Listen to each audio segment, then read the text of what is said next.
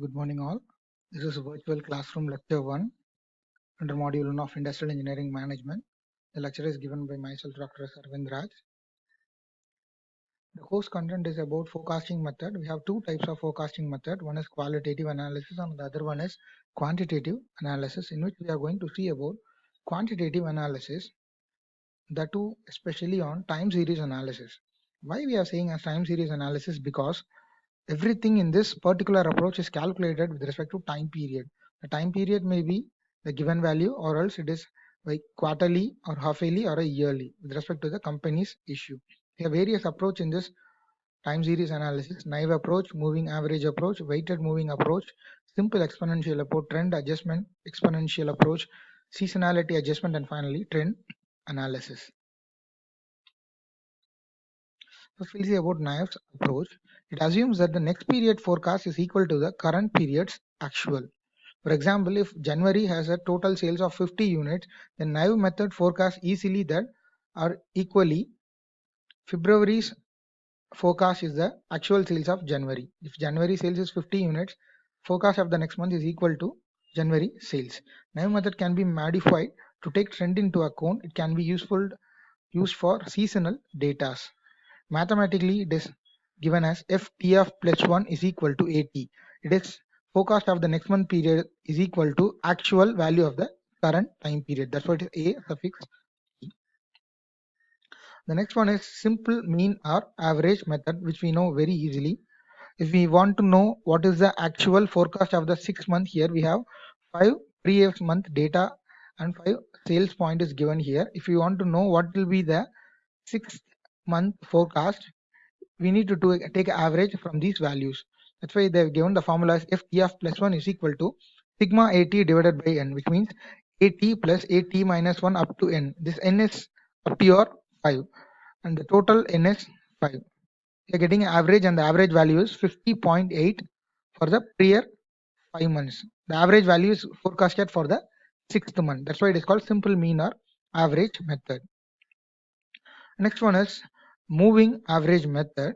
It is similar to simple average. Instead of taking average of all data here, we focus on only N of the most recent periods in the average.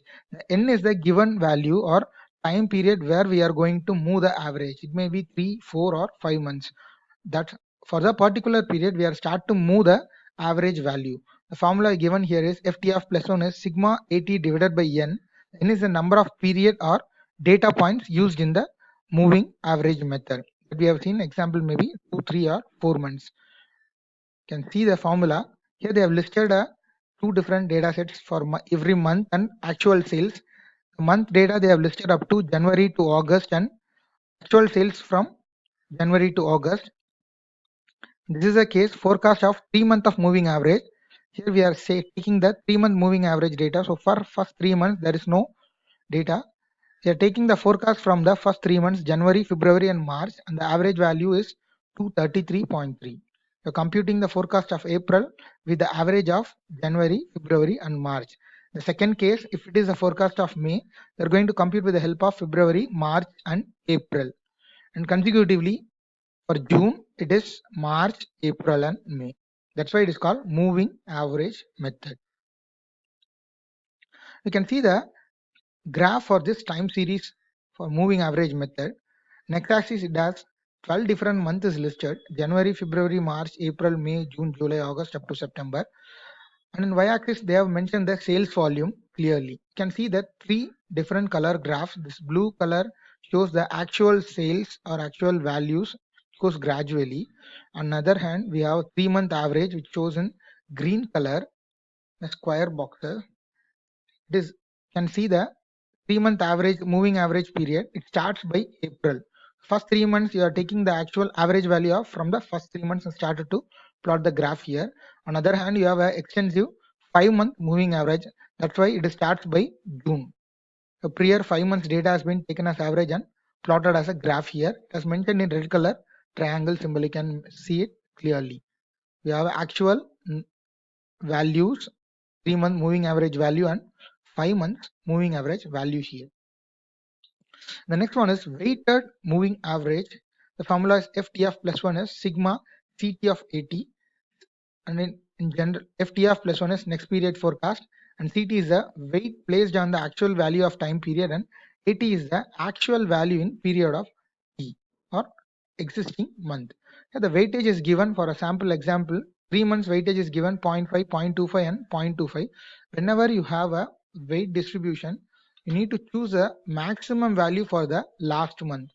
Here we can take the maximum value 0.5 in the for the month of July, and consecutively descending values will go for the consecutive descending time period or months. The formula is listed here again. And you can see the substitution FT of plus 1. For example, they are calculating the forecast for the month of August. For the month of August, it is 0.25 of May and 0.25 of June and zero point 0.5 of July. And other simple example, whenever you have a weight, the total sum of weight will be 1. That's why it is weightage. The percentage of value has been splitted. That's why it is a weightage. Whenever you have a summation of this value should be 1. Thereby the weight has been equally distributed for all the months or all time period.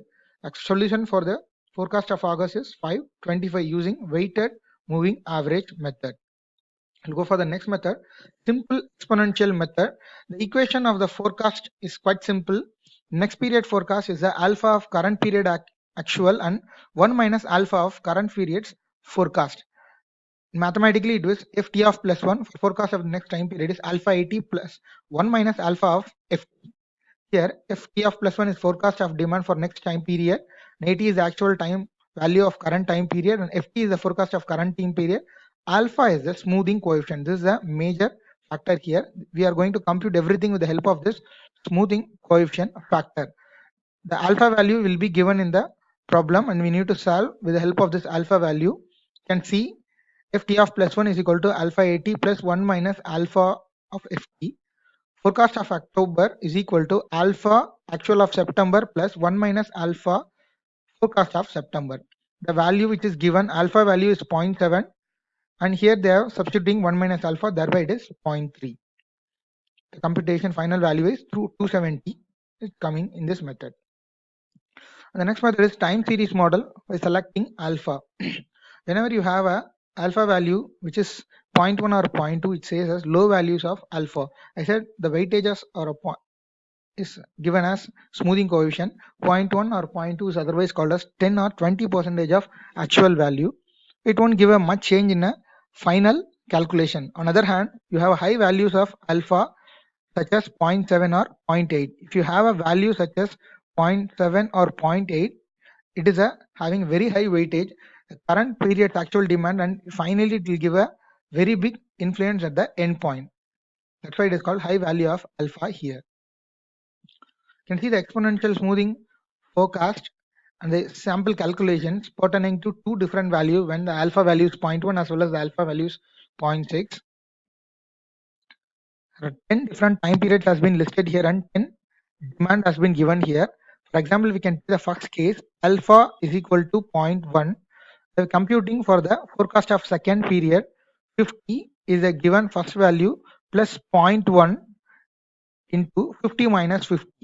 It is the same 50, it is moving to the next value 50 minus 50, so it is coming as 50, 0, so total value is 50, it is moved to 50 here. Similarly here also, and for third period forecast, 50 plus 0.1 of 46 minus 50 here, 46 minus 50 into your smoothing coefficient 0.1 and the actual value 50.